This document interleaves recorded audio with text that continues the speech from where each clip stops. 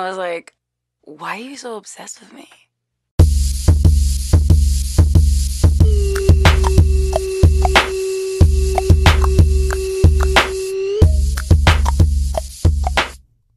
Jumping right into the tutorial, I already have on my foundation. Choose whichever you like. I'm using Nars and my Anastasia Beverly Hills Dip Brow. Then, of course, my LA Pro concealers in Warm Honey, Light Beige, and Expresso. So I'm going to go ahead and take that light beige color under my eye just to really brighten this area up. I kind of went heavy just because I wanted this makeup to really last. So I'm going to show you pretty much everything in this video. So make sure you follow it start to finish to get the full tutorial.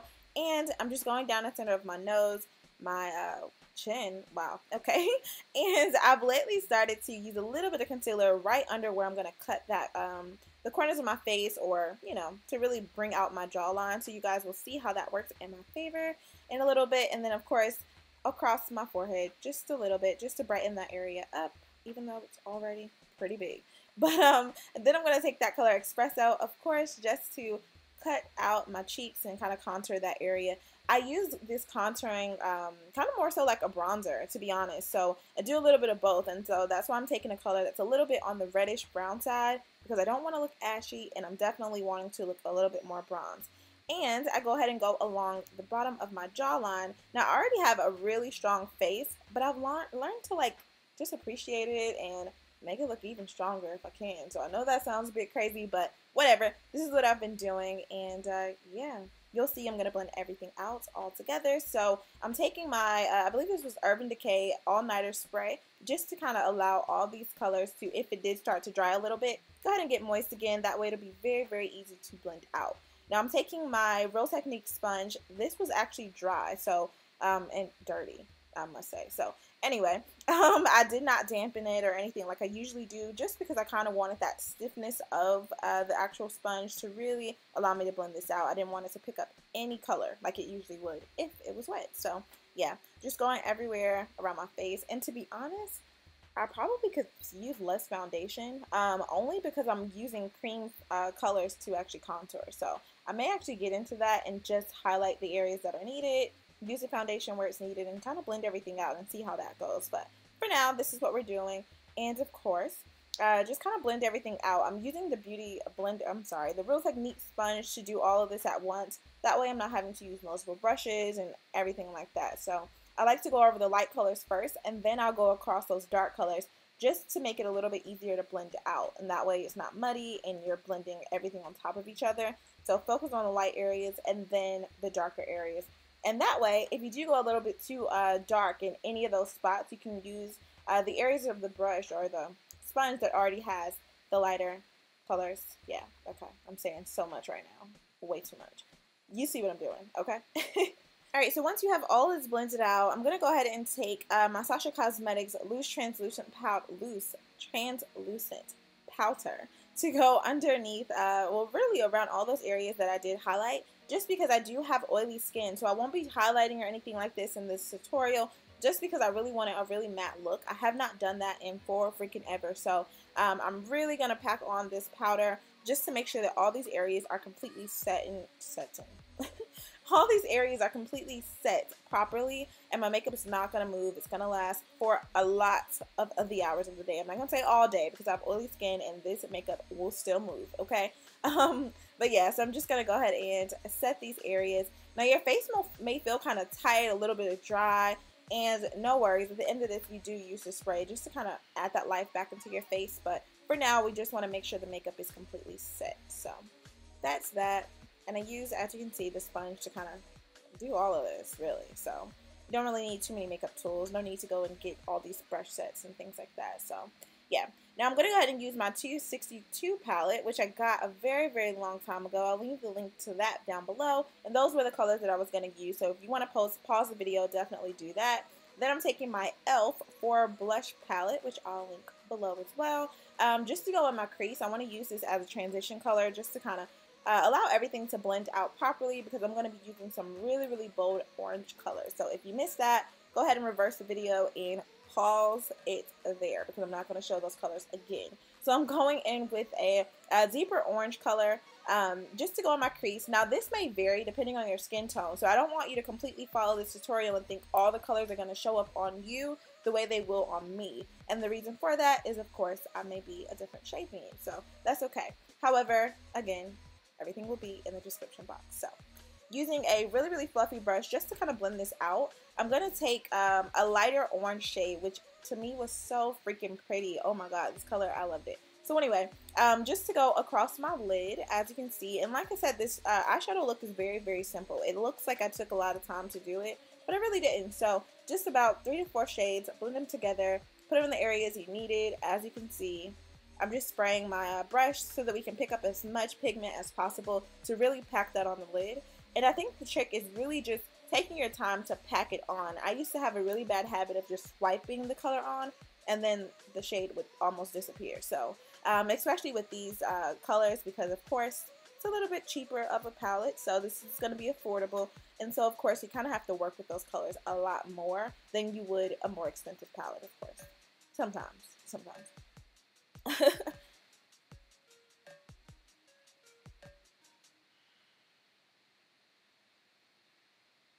And as you can see, I'm lightly going into the crease just a little bit, just to really blend those colors together. I don't want it to just be on the lid. I'm kind of just creating that transition. And then, of course, we'll go back through these colors with a really, really fluffy brush just to deepen up the crease.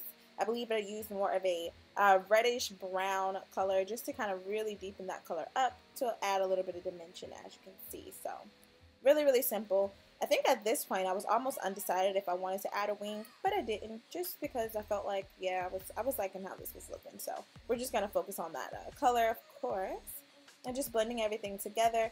Now I did have on individuals, and guys, I did these myself, so if you want to see a video on how to do the individual lashes at home, let me know. I've done a video a very long time ago, but of course now we've elevated, right? So I'll show you guys how to do that. It's kind of interesting, but yeah, I'm just taking some mascara. You can take your favorite mascara just to go across your lashes, and I have to do a little bit more work because, of course, false lashes, eyeshadow on top of them, it gets crazy. So anyway, using my Ruby Kisses, I believe this was like a bronzing powder.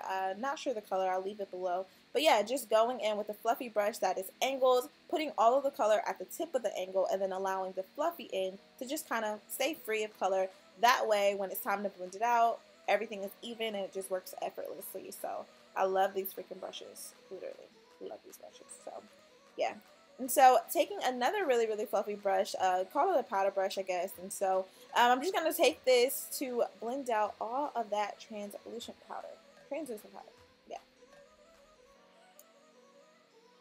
And I'm just literally blending this into my skin. So sometimes I'll go in with another powder just to blend away the color, but I was focusing more on really, really getting that into my skin. And so to work it in, I did go in circular motions to really make sure that I was blurring out my pores, because I have large pores, guys. So oily, acne prone skin, it is what it is, right? So yeah, you really want to make sure that those pores are tight. And even more importantly, when you take the makeup off, you want to make sure that you really clean out those pores, right? So yeah, going back in with the e.l.f. blush color in that same little, it's kind of like an orangish red shade, just to kind of really bronze up my face. It's not so blushy in that it's pink or anything, so this is a really nice transition, and I use this just to add a little bit of color to my face. So really, really nice. I love this color. I think I've had this forever. So then I'm going to take that orange shade that I used on the lids to go right across my lash line and a little bit into, I got you dragging that out a little bit.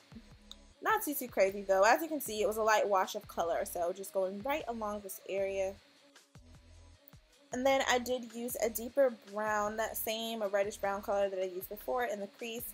Of course, right up under my lash line, of course, just to kind of tight line that and get a little bit closer to add a little bit more dimension. And then, of course, I like to do bottom mascara, and so if you guys are a fan of that, definitely do it. If you're not, don't do it. So then I took a brown liner. This is from ColourPop, of course, just to outline my lids. I did use a little bit too much, so I kind of dabbed that off a little bit. Then I took my favorite lip gloss from Bath & Body Works. It's that minty flavor, just to kind of go across my lips to add a little bit of shine and onto hair. And so, of course, this hair is from Unice hair. I did make a full lace frontal wig. I did go ahead and actually customize this. If you guys need a video to that, I'll definitely link it down below. And I'm taking a little bit of foundation just to kind of brighten up that part area.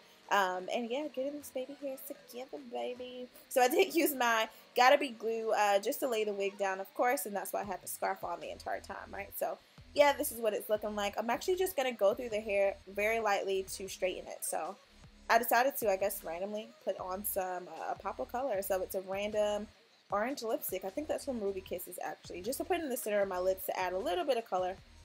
Yeah, that was random. I thought we were done with makeup. Anyway.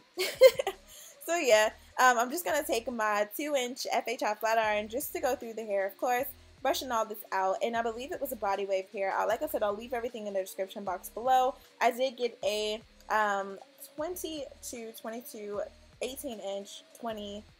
I got very long lens, guys. I'm going to put everything in the description box below. It's clearly my brain is not working. So I'm using my Kenra flat iron spray and then also a combination of that with my Argon oil hairspray to go through the hair just to add that shine and really kind of give this some life, right?